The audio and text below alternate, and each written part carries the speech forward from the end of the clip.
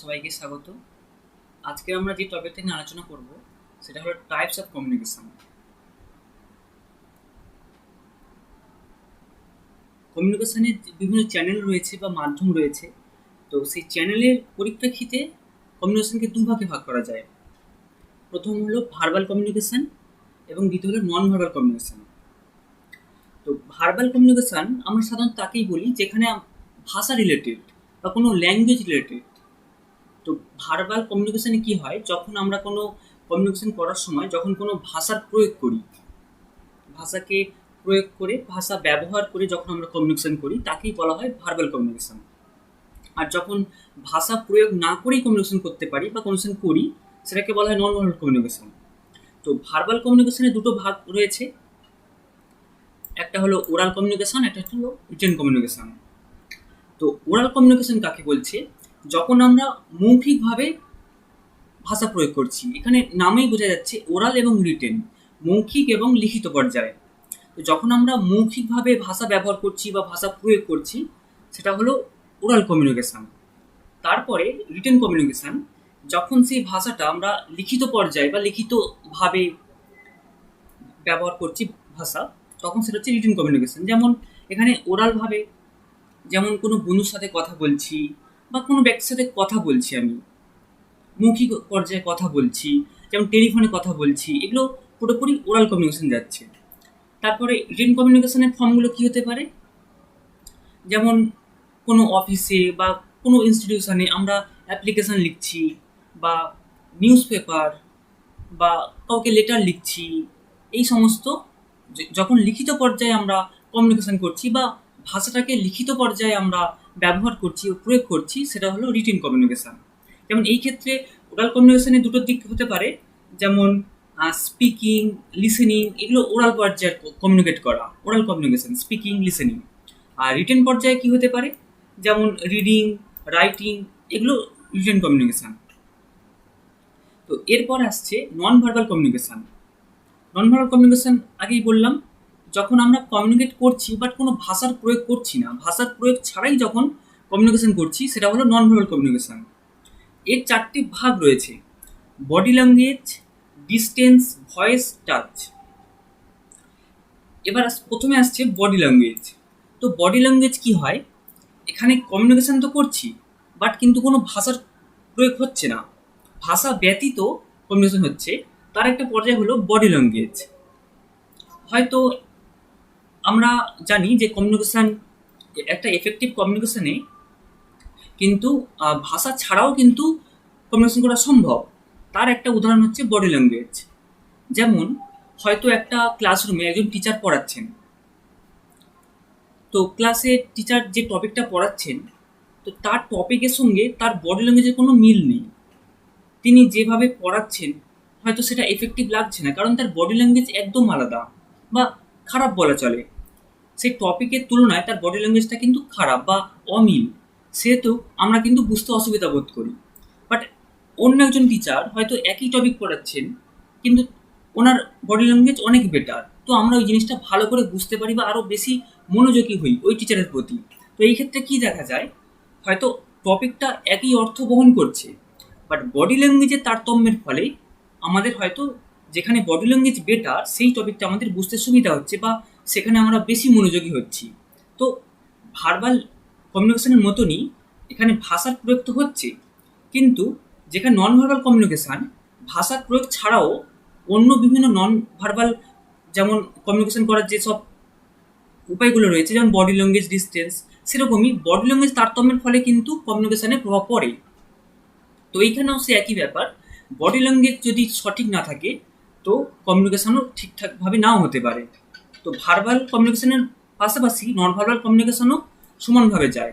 তো সেখানে হয়তো একজন টিচার ভাষারও প্রয়োগ করছে, একই ভাষা প্রয়োগ করছে বা অর্থ, যে টপিকটার অর্থ একই, বাট কিন্তু বডি ল্যাঙ্গুয়েজ তারতম্যের ফলে কিন্তু সেখানে নন ভার্বাল কমিউনিকেশানের যে উপাদান বা বডি ল্যাঙ্গুয়েজ, সেখানে কিন্তু বডি ল্যাঙ্গুয়েজ তারতম্যের ফলে কিন্তু কমিউনিকেশান কিন্তু সঠিকভাবে হচ্ছে না। তো এই ক্ষেত্রে বডি ল্যাঙ্গুয়েজের মাধ্যমে যখন আমরা কমিউনিকেশন করি সেটাকে কিনেসিক্স বলা হয়। এরপর আসছে ডিস্টেন্স। তো ডিস্টেন্সটাও কিন্তু একটা গুরুত্বপূর্ণ ভূমিকা পালন করে নন ভার্বাল কমিউনিকেশনের ক্ষেত্রে। কারণ ডিস্টেন্সের মাধ্যমে আমরা কমিউনিকেট করতে পারি। যেমন যাদের সঙ্গে আমাদের সম্পর্ক খুব ভালো, তাদের সঙ্গে কিন্তু আমাদের ডিস্টেন্স খুব অল্প থাকে বা ডিস্টেন্স থাকে না। তো ডিস্টেন্সের মাধ্যমে আমরা বোঝাই কি, যে আমাদের সম্পর্ক সত্যিই খুব ভালো, আমরা খুব কাছাকাছি থাকি। তো ডিস্টেন্স একটা যোগাযোগ স্থাপন করতে পারে বা একটা একটা কমিউনিকেশন বহন করে চলে। বা বা কোনো উচ্চমান্য ব্যক্তি বা বা যাদের সঙ্গে আমাদের হয়তো খুব ভালো ফিল্ড নেই, তো আমরা কি করি, তার সঙ্গে ডিস্টেন্স মেনটেন করে চলি।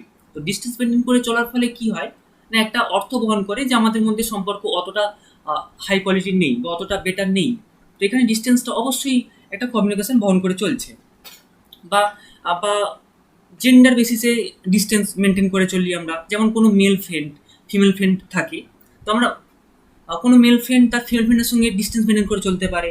বা যদি ডিস্টেন্স খুব কম হয়, খুব কাছাকাছি যায়, তো সেই ক্ষেত্রে ফিমেল ফ্রেন্ড সেটাকে খারাপভাবে নিতে পারে। তো এই ক্ষেত্রে ডিস্টেন্স একটা অর্থ বহন করে, একটা মানে একটা কমিউনিকেশন, একটা কমিউনিকেট করে। তো ডিস্টেন্সের ফলে কিন্তু একটা কমিউনিকেশন বহন করে চলে। তো এটাকে প্রক্সিমিক্স বলা হয়। ডিস্টেন্সের মাধ্যমে যখন আমরা কমিউনিকেশন করি, এটাকে প্রক্সিমিক্স বলা হয়। অ্যাকচুয়ালি প্রক্সিমিটি মানে নিকটতর। এই নিকটতর, প্রক্সিমিটি থেকেই প্রক্সিমিক্স কথাটা এসেছে। এরপরে আসছে ভয়েস বা প্যারাল্যাঙ্গুয়েজ। তো এফেক্টিভ কমিউনিকেশনে কি হয়, ভয়েসের অনেক গুরুত্বপূর্ণ ভূমিকা অবশ্যই রয়েছে। এটাও এক ধরনের নন ভার্বাল কমিউনিকেশন। যেমন ভয়েসের বিভিন্ন উচ্চ স্বর রয়েছে, উচ্চ স্বর, নিম্ন স্বর, এরকম ভয়েসের ওঠানামা রয়েছে। কিন্তু কমিউনিকেশনে কি হয়, এই যে ভয়েসের যে ওঠানামা রয়েছে, এখানে ফোকাস করা হয়। যেমন যখন কোনো টিচার ক্লাসে পড়ান, তখন উনি ইম্পর্টেন্ট কোনো বিষয় বা টার্ম ধীরে ধীরে ভালো করে উচ্চারণ করে বলেন। আবার যেটা হয়তো ইম্পর্টেন্ট বিষয় নয়, সেটা তাড়াতাড়ি স্পিডে বলে চলে যান। অর্থাৎ বিভিন্ন বিষয়ের ক্ষেত্রে ভয়েসের তারতম্য হয়, বিভিন্ন টোন, স্পিচ এর কিন্তু একটা ওঠানামা হয়, কখনো ফাস্ট কখনো স্লো হয়। যেমন আমার ইউটিউব চ্যানেলের ক্ষেত্রে কি হয়, যখন আমি কোনো ভিডিওতে বলি যে চ্যানেলটা সাবস্ক্রাইব করবেন বা চ্যানেলে ওয়েলকাম, তখন কিন্তু আমি খুব তাড়াতাড়ি বলি, কারণ ওটা অতটা ইম্পর্টেন্ট নয়। কিন্তু যখন কোনো টপিক আমি ভালো করে বোঝাই বা সেটা বলি, কিন্তু আমি ধীরে ধীরে বলি, কারণ এটা বেশি ইম্পর্টেন্ট। তো ইম্পর্টেন্ট জিনিসটা আমি ধীরে ধীরে বলি, তো আমার টোন, পিচ এগুলো কিন্তু ওঠানামা করে, ভয়েস এগুলো ওঠানামা করে, কখনো উচ্চ স্বরে, কখনো নিম্ন স্বরে। তো যখনই এই যে বিভিন্ন টোন, পিচ বা ভয়েস এগুলো স্পিড, স্লো, ফাস্ট হয়, তখন কি হয়, তার সাথে কিন্তু শ্রোতাও সেগুলো রিলেট করতে পারে। যখন আমি আমার ভয়েসটাকে স্পিড করছি বা স্লো করছি, তখন শ্রোতাও এর সঙ্গে রিলেট করে চলে। তো এটাকেই প্যারাল্যাঙ্গুয়েজ বলা হয়। অর্থাৎ ল্যাঙ্গুয়েজের সাথে সাথে চলা, ল্যাঙ্গুয়েজের সঙ্গে তাল মিলিয়ে চলা, এটাকেই প্যারাল্যাঙ্গুয়েজ বলা হয়। যেমন আমার ভয়েসের আওয়াজের ওঠানামা তার সাথে শ্রোতা রিলেট করছে, তবে এটা ল্যাঙ্গুয়েজ নয় বা ভার্বাল নয়, এটা শুধু ভয়েস বা স্পিচ এর ওঠানামা। তো এটা নন ভার্বাল কমিউনিকেশন। এরপর আসছে টাচ। এটাকে হ্যাপটিক্সও বলা হয় বা ট্যাকটাইল বলা হয়। যখন টাচের মাধ্যমে যখন কমিউনিকেশন করি, তো এটাকে হ্যাপটিক্স বা ট্যাকটাইল বলা হয়। তো টাচের ক্ষেত্রেও আমরা কমিউনিকেশন করি। যেমন উদাহরণস্বরূপ বলা যায়, যখন আমরা কাউকে বাহবা দিই, যে সে কিছু ভালো ফল করেছে বা কোনো প্রতিযোগিতায় ভালো পারফরমেন্স করেছে, তো তাকে আমরা কি না, তার পিঠে হাত চাপড়ে দিই, তাকে বাহবা দিই, সে ভালো কিছু করেছে। তো টাচের মাধ্যমে আমরা তার সঙ্গে কমিউনিকেট করি, কোনো ভাষা প্রয়োগ না করেই, শুধুমাত্র টাচ করেই তাকে আমরা কোনো আমাদের অর্থপূর্ণ কিছু আমরা সম্প্রসারণ করি, তাকে কিছু বোঝাতে চাই যে তুমি ভালো ফল করেছো। তো টাচ করেই সেটা আমরা বুঝিয়ে দিই, কোনো ভাষা প্রয়োগ ছাড়াই। এটাই নন ভার্বাল কমিউনিকেশান। বা আমরা কোনো কোনো ক্ষেত্রে হয়তো হ্যান্ডশেক করি, কাউকে হয়তো থ্যাংক ইউ বলার জন্য বা কংগ্রেচুলেট করার জন্য কাউকে আমরা হ্যান্ডশেক করি। এইগুলো হলো টাচ, কারণ আমরা টাচের মাধ্যমেই আমরা কিছু একটা অর্থপূর্ণ, তাকে অর্থপূর্ণভাবে তাকে সাথে কমিউনিকেট করতে পারি, যোগাযোগ স্থাপন করতে পারি। ভার্বাল কমিউনিকেশান এবং নন ভার্বাল কমিউনিকেশান এটা আমরা পড়লাম, জানলাম। তো এই ক্ষেত্রে এবার একটা ইম্পর্টেন্ট কোশ্চেন থাকে যে ভার্বাল কমিউনিকেশান এবং নন ভার্বাল কমিউনিকেশনের মধ্যে সবচেয়ে এফেক্টিভ কোনটা, বা এই দুটোর মধ্যে সবচেয়ে মোর এফেক্টিভ কোনটা। তো অনেকে মনে করতে পারে যে ভার্বাল কমিউনিকেশন অবশ্যই, কারণ এখানে ভাষার প্রয়োগ ঘটে, আমরা ভাষা ব্যবহার করতে পারি, তো ভার্বাল কমিউনিকেশন অবশ্যই মোর এফেক্টিভ। কিন্তু এক্ষেত্রে বিষয়টি তা নয়, এখানে নন ভার্বাল কমিউনিকেশনটা বেশি এফেক্টিভ। কারণ কারণ একটা উদাহরণ দিলে জিনিসটা ভালো পরিষ্কার হবে। যদি ধরো আমি কোনো খাবার তৈরি করলাম, তৈরি করে আমার কোনো বন্ধুকে খাওয়াচ্ছি, তো আমি তাকে যদি জিজ্ঞাসা করি যে খাবারটা ভালো হয়েছে না খারাপ হয়েছে, কেমন হয়েছে খাবার, তো সে অবশ্যই হয়তো বলবে যে ভালো হয়েছে। তো সে হয়তো মুখে বলছে যে ভালো হয়েছে, বাট তার মুখের এক্সপ্রেশন বা বডি ল্যাঙ্গুয়েজ কিন্তু সেটা বলছে না, বিপরীত কথা বলছে। তার বডি ল্যাঙ্গুয়েজ বা মুখের এক্সপ্রেশন বলছে যে খাবারটা খুব বাজে হয়েছে, সে খেতেই পারছে না, মানে খুবই খারাপ হয়েছে খাবারটা, মানে তার মুখের এক্সপ্রেশন সেটাই বলছে। তাহলে কিন্তু আমি বিশ্বাস করবো তার মুখের এক্সপ্রেশনটাকে। সে যে ভাষা প্রয়োগ করে যেটা আমাকে বলছে ভার্বালি যে ভালো হয়েছে খাবার, সেটা কিন্তু বিশ্বাস করবো না। তো এই ক্ষেত্রে নন ভার্বাল কমিউনিকেশন কিন্তু বেশি এফেক্টিভ, কারণ নন ভার্বাল কমিউনিকেশনে কোনো ফেকনেস নেই, সেটা সবসময় বেশি বিশ্বাসযোগ্য, কারণ সেটা রিয়েল ফুটে উঠবে। যেটা অরিজিনালি যেটা সে কমিউনিকেট করছে, যে তথ্যটা সে বহন করছে, তার ভালো লেগেছে কি খারাপ লেগেছে, সেটা কিন্তু একদম রিয়েল, সেখানে কিছু লুকানোর নেই। কিন্তু ভার্বালি অনেক কিছু লুকানো যায়, মিথ্যে কথা বলা যায়, যে কোনো কিছু ভাষা প্রয়োগ করা যেতে পারে। তো এই ক্ষেত্রে নন ভার্বাল কমিউনিকেশন অবশ্যই মোর এফেক্টিভ হবে। এরপর যে কমিউনিকেশন টাইপসটা আসছে সেটা হলো on the basis of organisational structure. তো বিভিন্ন সংগঠন রয়েছে, তার স্ট্রাকচার বা গঠন রয়েছে, সেই অর্গানাইজেশন স্ট্রাকচার হিসাবে কমিউনিকেশনকে দুভাগে ভাগ করা হয়। এক ফর্মাল কমিউনিকেশন, দুই ইনফর্মাল কমিউনিকেশন। তো এই নামে আমরা বুঝতে পারছি ফর্মাল ইনফর্মাল। তো ফর্মাল মানে সংগঠিত যোগাযোগ বা সংগঠিত কমিউনিকেশন, মানে এটা একটা পার্টিকুলার নিয়ম মেনে হয়, নিয়ম মাফিক হয়, সংগঠিত পর্যায়ে। যেমন এখানে লেখা আছে সিস্টেমেটিক, অর্ডারলি, অফিসিয়াল নিউজ। মানে এখানে যে কমিউনিকেশনটা হয় সেটা একটা পূর্ব পরিকল্পনা মাফিক, একটা প্ল্যান্ড কমিউনিকেশন, নির্দিষ্ট একটা নিয়ম মেনে হয়, নির্দিষ্ট একটা সিস্টেমে হয়, নির্দিষ্ট অর্ডার মেনে হয়। এটা অফিসিয়াল, যখন বিভিন্ন নিউজ বার হয় যে এটা অফিসিয়াল নিউজ, তো এটা কিন্তু ফর্মাল কমিউনিকেশন। এবং ইনফর্মাল কমিউনিকেশনে কি হয়, যখন এটা অসংগঠিত কমিউনিকেশন, যেটা কোনো নিয়ম মেনে হয় না, বা এর নির্দিষ্ট একটা অর্ডার থাকে না, বা নিয়ম মেনে হয় না। এর কিছু টার্ম আসছে, গ্রেপ ভাইন, রুমার্স, গসিপ, মানে এটা অসংগঠিত কমিউনিকেশন। যেমন একটা উদাহরণ দিলে, যেমন একটা টার্ম খুব শোনা যায় যে হোয়াটসঅ্যাপ ইউনিভার্সিটি। মানে হোয়াটসঅ্যাপে একটা যা হোক একটা গসিপ ছড়িয়ে গেল, যা খুশি এটা ছড়িয়ে গেল, তার মধ্যে কোনো একটা সিস্টেমেটিক পর্যায়ে নেই, বা সেটা অফিসিয়াল নিউজ নয়। বা আমরা কিছুদিন আগে দেখেছি যে যে এনটিএ ইউজিসি নেট পরীক্ষাটা পোস্টপোন হয়ে গেছে, কিন্তু সেটা অনেকদিন আগে থেকে, প্রায় কমপক্ষে 1 মাস আগে থেকেই বিভিন্ন জায়গায় শোনা যাচ্ছিল যে পোস্টপোন হয়ে যাবে হয়ে যাবে। বাট সেটা কিন্তু ওই পর্যায়ে কিন্তু ইনফর্মাল কমিউনিকেশনই ছিল, কারণ ওটা কিন্তু কোনো উপর পর্যায় থেকে অর্ডার ছিল না বা অফিসিয়াল নিউজ ছিল না। সেই জন্য অনেকে ওটাকে গসিপই মনে করেছে বা রুমার্সই মনে করেছে, কারণ ওটা ইনফর্মাল কমিউনিকেশন হয়েছিল। কিন্তু যখন একটা পার্টিকুলার অফিসিয়াল নিউজ বার হলো, একটা অফিসিয়াল নোটিশ এলো, তারপর থেকে ওটা মনে করলো যে ওটা গসিপ নয়, ওটা ফর্মাল, ওটা একটা ফর্মাল কমিউনিকেশন, সংগঠিত কমিউনিকেশন। তো ইনফর্মাল কমিউনিকেশনে কী হয়, যখন বিভিন্ন গসিপ, রুমার্স, গ্রেপ ভাইন, মানে অসংগঠিতভাবে এদিক ওদিক বিভিন্ন গুজব ছড়িয়ে যায়, মানে যে কেউ বলছে এটা গুজব ছড়িয়ে যাচ্ছে, সেটা হচ্ছে ইনফর্মাল কমিউনিকেশন। কিন্তু ফর্মাল কমিউনিকেশন কী হয়, এটা সঠিকভাবে একটা নিয়ম মেনে সঠিক অর্ডারে বা সঠিক অফিসিয়াল নিউজ যখন আসে, সেটাই ফর্মাল কমিউনিকেশন হয়। তো এই basically formal communication, informal communication. এই গ্রেপ ভাইন টার্মটা খুব পরীক্ষায় আসে, এটা খুব ইম্পর্ট্যান্ট টার্ম। গ্রেপ ভাইন মানে যখন সেখানে অ্যাকচুয়ালি গুজব ছড়িয়ে যাচ্ছে, যার মধ্যে কোনো সত্যতা নেই, যেটা একটা নর্মালি একটা কোনো একটা নিউজ বা কোনো একটা ইনফরমেশান, এটা নর্মালি ইনফর্মাল কমিউনিকেশনের মতন গুজব ছড়িয়ে দিচ্ছে, যার মধ্যে কোনো সত্যতা নেই, সেটাই গ্রেপ ভাইন। এরপর আসছে যে পরের যে টাইপসটা, on the basis of direction.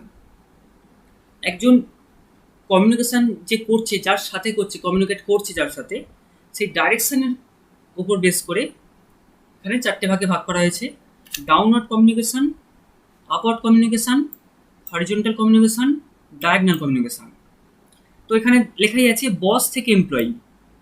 বস থেকে এমপ্লয়ি মানে কি হয়, ডাউনওয়ার্ড কমিউনিকেশান, এখানে ধরো ওপরে বস অবস্থান করছে, নিচে এমপ্লয়ি অবস্থান করছে। তো যেহেতু কমিউনিকেশনটা ওপর পর্যায় থেকে নিচের দিকে বহন করছে, নিচের দিকে আসছে, তো ডাউনওয়ার্ড কমিউনিকেশন। কারণ কোনো তথ্য, কোনো ইনফরমেশান, কোনো নিউজ, সেইটা উপর থেকে নিচের দিকে বহন করছে, নিচের দিকে বয়ে চলছে। তো সেই জন্য এটা ডাউনওয়ার্ড কমিউনিকেশান। এরপর আসছে আপওয়ার্ড কমিউনিকেশান। এই যে লেখা আছে এমপ্লয়ি থেকে বস। ধরো এখানে কোনো এমপ্লয়ি আছে আর ওপরে বস অবস্থান করছে। তো এমপ্লয়ি কোনো একটা তথ্য বসের কাছে প্রেরণ করলো, বা এমপ্লয়ির দিক থেকে তথ্য প্রেরিত হতে হতে বসের দিকে গেল। তো এইটা তথ্যটা উপরের দিকে উঠছে, বসের দিকে। তো সেই জন্য এটা হচ্ছে আপওয়ার্ড কমিউনিকেশান। এরপর আসছে হরিজন্টাল কমিউনিকেশান, যেটা লেখা আছে সেম লেভেল। যখন কোনো কোম্পানি, ধরো একটা কোনো কোম্পানির দুটো বসের মধ্যে কথোপকথন হচ্ছে, বা দুটো সমপর্যায়ের এমপ্লয়ের মধ্যে কথা হচ্ছে, তো যখনই সেম লেভেলে কথা হচ্ছে সেটা কিন্তু হচ্ছে হরিজন্টাল কমিউনিকেশন। যখন সেম লেভেল, দুটো সেম লেভেলের দুজন মানুষের সঙ্গে যখন কথোপকথন হচ্ছে বা কমিউনিকেশন হচ্ছে, সেটা হচ্ছে হরিজন্টাল কমিউনিকেশন। এরপর আসছে ডায়াগনাল কমিউনিকেশন। তো ডায়াগনাল কমিউনিকেশনটা কি হয়? ডায়াগনাল বলতে বোঝে তির্যক কমিউনিকেশন। তো এখানে ধরো দুটো কোম্পানি রয়েছে, দুটো কোম্পানি রয়েছে। এখানে ধরো একটা কোম্পানির বস, আর এখানে আরও একটা কোম্পানির বস। এখানে হয়তো একটা এমপ্লয়ি রয়েছে, আর এখানে আরও একটা কোম্পানির এমপ্লয়ি রয়েছে। যখন এটা হয়তো 1 নম্বর কোম্পানি, এটা হয়তো 2 নম্বর কোম্পানি, তো যখন এই 1 নম্বর কোম্পানির এমপ্লয়ি অন্য কোম্পানির বসের সঙ্গে যোগাযোগ করছে, বা অন্য কোম্পানির একটা কোম্পানির বস অন্য একটা কোম্পানির এমপ্লয়ের সঙ্গে যোগাযোগ করছে, মানে যখন এই তির্যকভাবে কমিউনিকেশন করছে, তখন এটা হয়ে যাচ্ছে ডায়াগনাল কমিউনিকেশন। মানে একটা কোম্পানির বস অন্য কোম্পানির এমপ্লয়ের সাথে কথা বলছে, বা অন্য কোম্পানির এমপ্লয়ি অন্য এক কোম্পানির বসের সঙ্গে কথা বলছে, এইভাবে যখন তির্যকভাবে কমিউনিকেশনটা করছে, সেটা ডায়াগনাল কমিউনিকেশন। মানে এখানে আমরা দেখতে পারি এই যে কমিউনিকেশনটা হচ্ছে,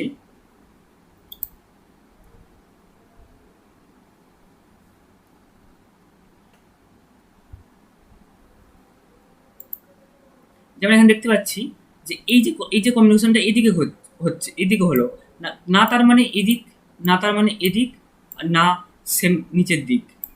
এই তিনটেরই বিপরীত একটা দিক, যেটা হচ্ছে তির্যকভাবে হচ্ছে, এটাই হচ্ছে ডায়াগনাল কমিউনিকেশন। না হচ্ছে আপওয়ার্ড, না ডাউনওয়ার্ড, না সেম লেভেল হরিজন্টাল। এই তিনটেকে ব্যতীত তির্যকভাবে যে কমিউনিকেশনটা হচ্ছে, সেটা হচ্ছে ডায়াগনাল কমিউনিকেশন। এরপর আসছে on the basis of relationship between sender and receiver. Sender এবং রিসিভারের যে সম্পর্কযুক্তভাবে যে কমিউনিকেশনের টাইপসটা রয়েছে, সেটা হলো এই 4 রকম কমিউনিকেশান। প্রথমে আসছে ইন্টারপার্সোনাল কমিউনিকেশান। ইন্টারপার্সোনাল কমিউনিকেশন মানে কি বোঝায়? যে আন্তঃযোগাযোগ যাকে বোঝায়, মানে নিজের সত্তার সঙ্গে যোগাযোগ। মানে আমি ধরো নিজের মনেই নিজের সাথে কথা বলছি, বা আমি নিজের সত্তার সাথে যোগাযোগ স্থাপন করার চেষ্টা করছি, নিজের মতন যখন কথা বলছি, এটাই হচ্ছে ইন্টারপার্সোনাল কমিউনিকেশন। যেমন আমরা ধরো নিজের মনে কথা বলছি, বা আয়নার সামনে দাঁড়িয়ে যখন কথা বলছি, বা যখন প্রে করছি, প্রার্থনা করছি, তো এইগুলো সাধারণত হয় ইন্টারপার্সোনাল কমিউনিকেশন, নিজের সত্তার সাথেই যোগাযোগ স্থাপন। তারপরে আসছে ইন্টার পার্সোনাল কমিউনিকেশান। এই যে যেমন ইন্টারভিউতে কি হয়, যে দুটো মানুষের সামনাসামনি মিথস্ক্রিয়ারত কথোপকথন, সেটা হয় ইন্টারভিউ। তো এখানে সেই জিনিসটাই আসছে ইন্টার পার্সোনাল কমিউনিকেশান, মানে যখন দুটো ব্যক্তি কমিউনিকেশন করছে মুখোমুখি অবস্থায়। যেমন আমি আমার বন্ধুর সাথে কথা বলছি, বা কেউ তার বন্ধুর সাথে কথা বলছে, বা কেউ দুটো ব্যক্তি পরস্পর কথা বলছে, সেটা সামনাসামনি হতে পারে, টেলিফোনে হতে পারে, যেভাবেই হোক দুটো ব্যক্তি পরস্পর কথা বলছে, সেটা হচ্ছে ইন্টার পার্সোনাল কমিউনিকেশান।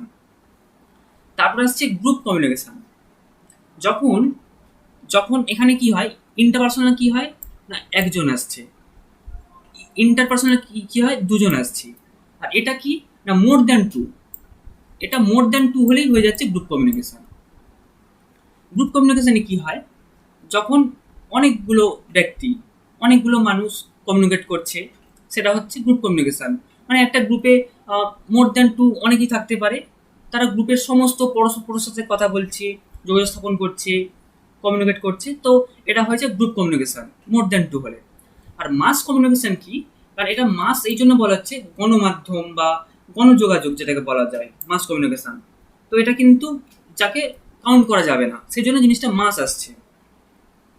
তো মাস কমিউনিকেশনে কি হয়, যখন একটা বড় জনসমাগম, যেখানে অনেক জনগণ রয়েছে, মানে কাউন্ট করা যাবে না, সেই জনগণের মধ্যে যখন কমিউনিকেশন করা হয় সেটা হয় মাস কমিউনিকেশন। যেমন এখানে বলা যায় ফেসবুক বা ইউটিউব বা কোনো যখন কোনো সভা হয়, বা এই যে রেডিও, টেলিভিশন, নিউজ পেপার, এগুলো সবই মাস কমিউনিকেশন একটা মাধ্যম, একটা গণমাধ্যম। তো এইগুলো যখন একটা বড় জনসমাগমে বড় একটা মাস, বড় জনগণের মাধ্যমে যখন কমিউনিকেট করা হয় সেটা হয় মাস কমিউনিকেশন। তো এই ছিল বেসিক্যালি টাইপস অফ কমিউনিকেশন।